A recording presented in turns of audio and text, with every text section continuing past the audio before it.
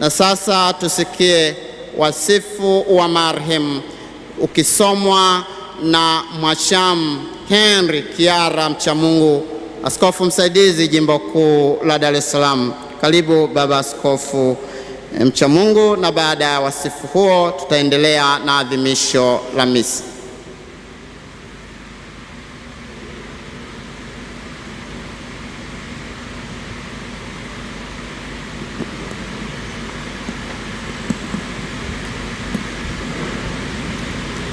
Wasifu wa hayati Mwadhama Polycarp Kardinali Pengo.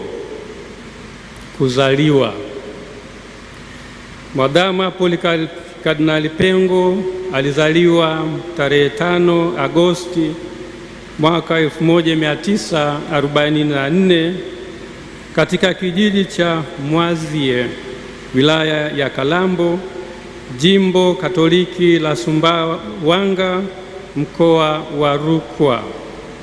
Alikuwa ni mtoto wa 6 kati ya watoto 9 kutoka kwa wazazi Joseph Pengo na Rosalia Nzungu Sakramenti. Mwadhama Polycarp Kardinali Pengo alibatizwa tarehe 6 Agosti mwaka wa 1944. Alipata sakramenti ya Ekaristi Takatifu, yaani komunio ya kwanza, tarehe 20 mwezi wa 6 mwaka 1952, na alipata sakramenti ya kipaimara tarehe 15 Agosti mwaka wa 1952. Sakramenti zote hizi alizipata katika parokia ya Mwazie. Masomo ya awali.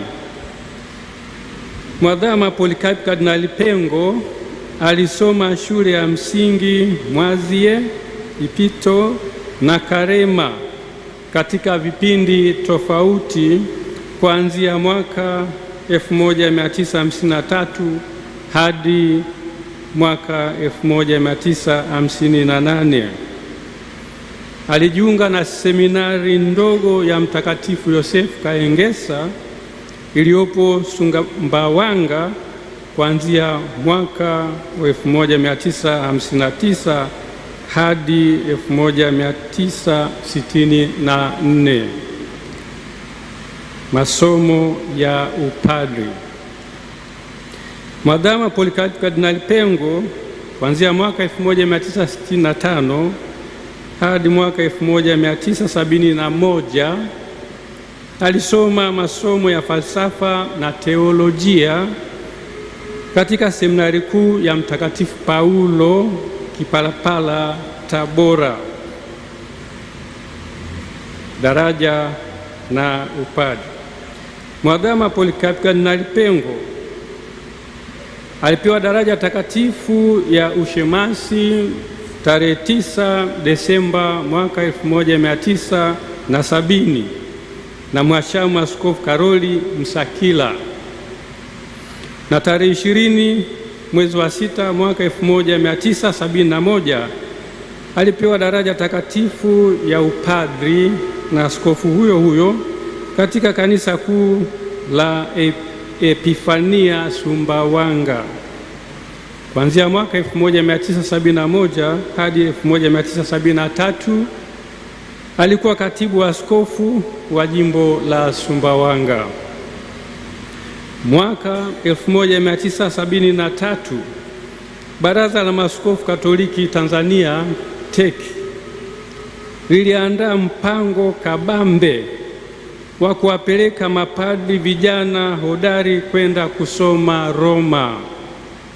Hivyo yeye alikuwa miongoni mwa hao mapadri na alienda kusoma katika chuo kikuu cha kipapa cha Lateran, kitivo cha teolojia maadili Alfonsianum kuanzia mwaka 1973 hadi mwaka 1977 maadili.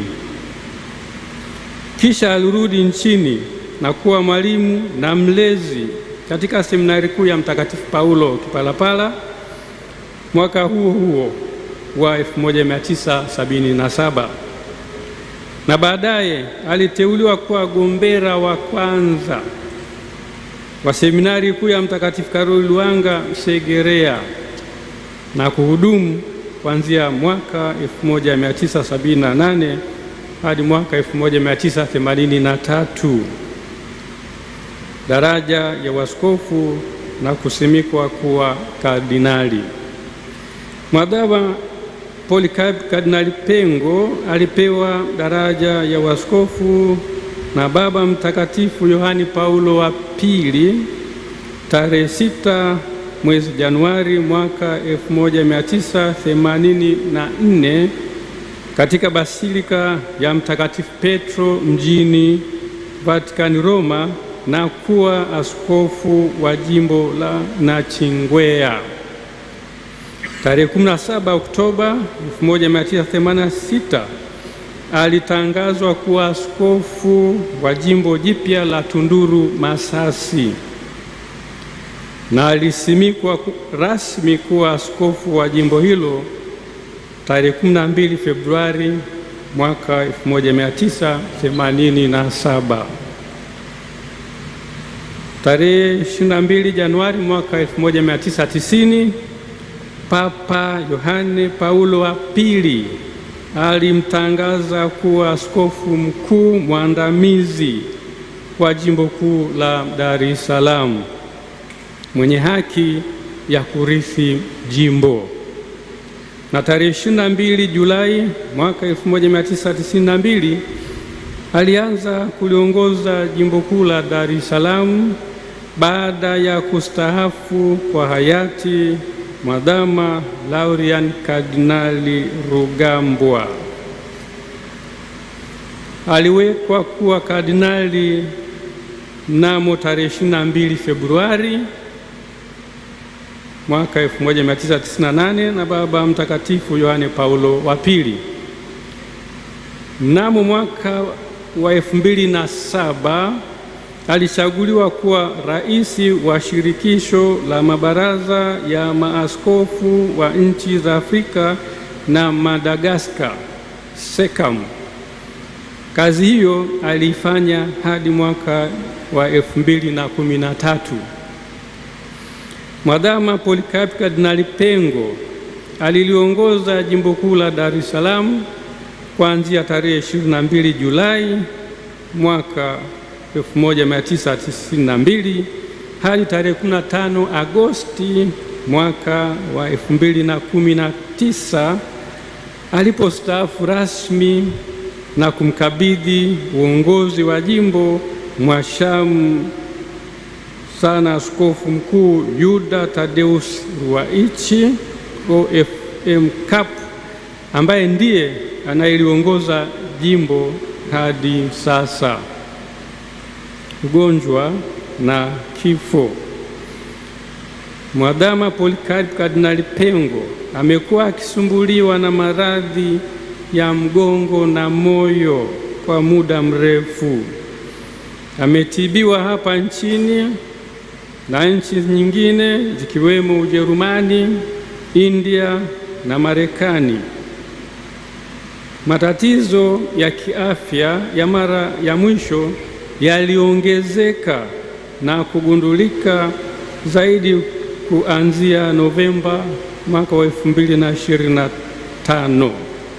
Alianza matibabu mara moja hapa nchini na kisha kwenda nchini India tarehe 27 Desemba mwaka wa 2025. Alifariki tarehe 19 Februari 2026 saa 4 usiku kwa maradhi ya moyo, muda mfupi baada ya kurudi kutoka nchini India alikokuwa akipata matibabu.